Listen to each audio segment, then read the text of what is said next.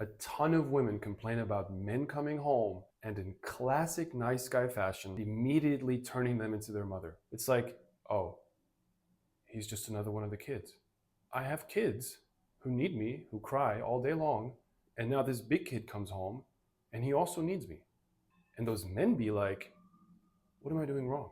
Understanding the why of an inescapable truth was incredibly helpful to me in breaking my nice guy ways. If you're anything like me, or rather how I used to be, you find yourself thinking how unfair life is for forcing you to make the first step. Why are girls so freaking passive? How is it possible these creatures never take any initiative? I know this sounds ridiculous, but I was able to lament this ad nauseum.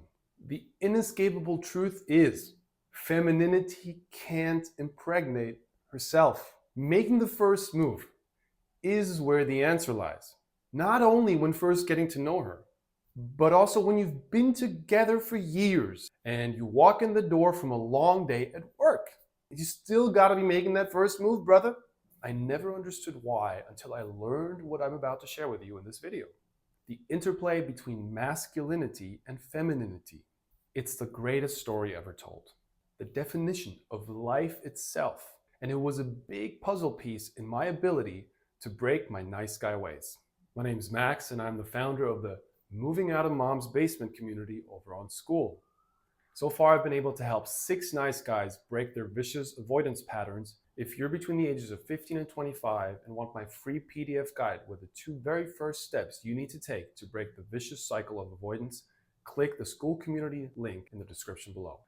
Last time, we spoke about nice guys gratuitously dispensing their needy attention and how this makes them disgusting to girls. Well, guess what? The paradigm of masculinity and femininity not only explains why nice guys stand no chance of getting into relationships, but also why they're unable to maintain them. Believe it or not, there's actually plenty of nice guys already in relationships. Relationships that involve a guy of poorly defined boundaries make up a good chunk of the relationships that do not last because they're unsatisfying to girls. And again, it's about how we, men, use our attention.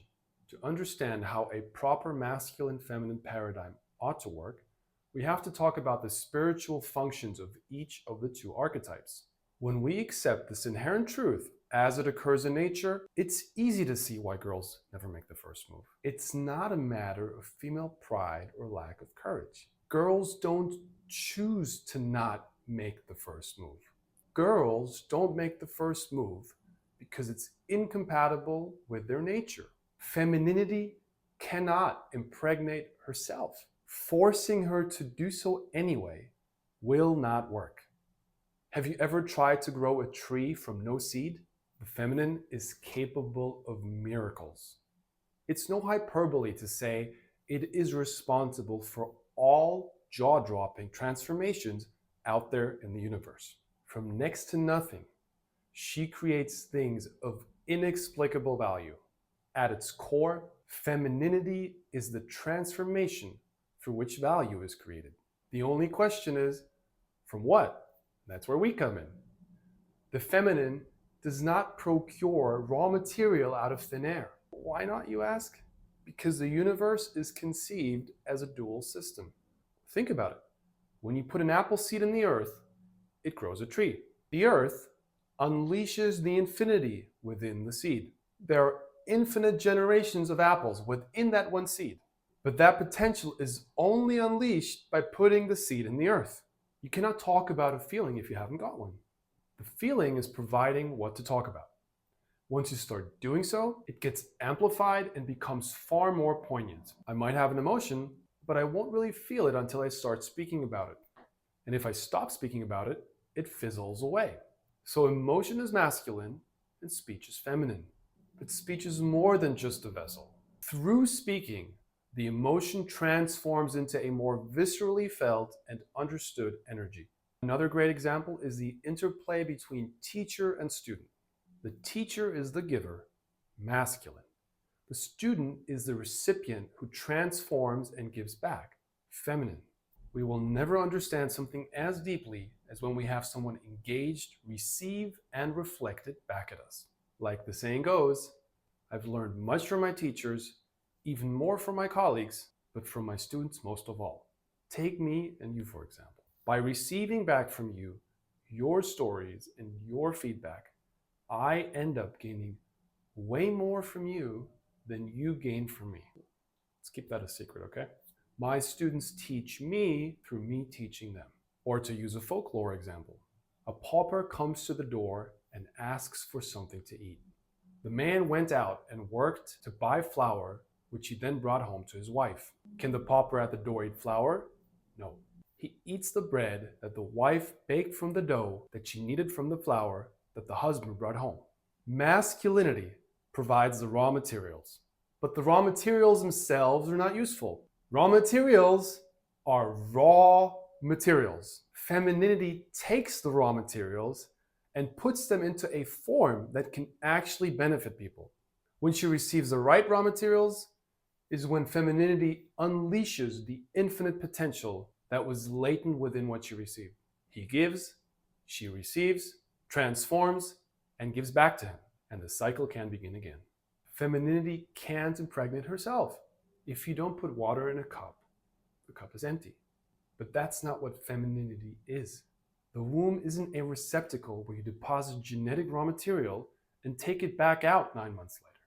The feminine receives something that is exceedingly easy to produce, and over a transformative process of 9 months, turns it into a person with a name, a smile, and a personality. Talk about an upgrade. It's not twice as good or even 1,000,000 times better than what she received. It's infinitely greater. Whatever raw materials he gives, she takes, upgrades, and gives back to him in infinitely superior fashion. That which defines a man, not something that's incidental to masculinity. The ability to provide and to give is something that women actually do better than men. On some level, we are always getting upstaged.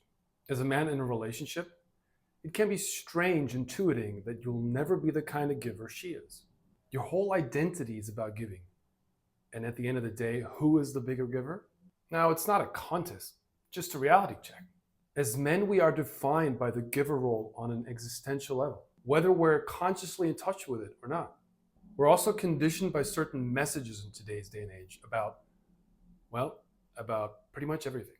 And sadly, we are a ways away from these inescapable truths. That's why it can be helpful sometimes to get back in touch with them. If we don't know what's undeniably true, we end up having a lot of heartache. Because when we live in conflict with reality, even if we don't know that's the reality, it only leads to bad outcomes. So the man is the giver, and yet the woman is always going to be the far greater giver because what she receives from him, she upgrades it and gives it back to him in a form that's infinitely more valuable. Very few of us can articulate this. But when you think about it, this is one of the biggest sources of insecurity in our relationships with girls. And yet, there's this one thing where we will always get to shine: giving first, which is why it is so vital to get this right. Because if we don't, it's like, what else do we have left to offer? No longer giving first is how a lot of us derail our relationships. So the question really is, why do we stop doing what made us attractive in the first place? And the answer is because the non-masculine nice guy creeps in. We stop taking responsibility for leading and initiating in those crucial encounters, like coming home from work after being physically separated from her for a few hours. When we come home from work, even if she was also out at work, doesn't matter, and we feel beaten down by life, and so we want to take emotional comfort from her. As much as she will try to provide it, it will not work. It cannot work, because that is not how masculinity and femininity interact. If we want to receive emotional currency from her, the only way that is respectful to both of our inherent roles is by investing in her first.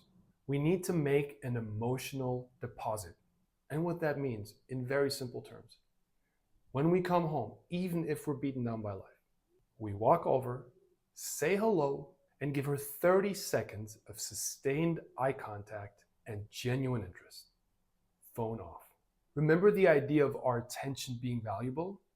Making an emotional deposit for the rest of your relationship is the sort of attention that's worth more than gold. And it's also why your girl wanted to be with you in the first place. And the beauty of it is, we don't have to give her a lot, because she takes everything we put into her and infinitely upgrades it. If we make an emotional deposit, she becomes pregnant with that energy and gives birth to infinitely more energy that will sustain the relationship and give us the kind of emotional connection that we want, despite having had a rough day. When we have the ability to make the first emotional overture, even if it's tiny, it's okay. She'll take it, upgrade it, and give it back to us. That's what works. As opposed to walk through the door and immediately try to take from her something we have not ceded, forcing her to take on the masculine role of making the first emotional overture. All that will do is leave both of us frustrated. And it's just a matter of time before frustration turns into disappointment, turns into resentment, etc. A ton of women complain about their man just being another one of the kids and turning them into mommy. Fellas, this needs to stop. In a proper masculine-feminine paradigm, we can only receive back from her the upgraded form of our initial investment. Nice guys in relationships don't even try anymore. They're so intimidated by what they perceive to be the level of emotional investment necessary. My dude, it is not. All we're talking about here is making the first step. That's half the battle. Then do it properly for 1 minute, because you understand it is your responsibility. Second half of the battle, right there. I know in our day and age, we hate to speak about these gender qualities as having any real substance. We like to believe it's all social constructs, but that is clearly wrong.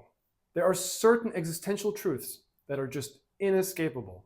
The way masculinity and femininity interact is inescapable. And as far as I'm concerned, it's not an inconvenient truth. It's a beautiful truth. The story of life itself, written into the fabric of the universe on every level. Now, storytelling is as old as humanity. We need stories to create meaning, to make sense of ourselves and the world around us. Let me ask you a question. What's the better story?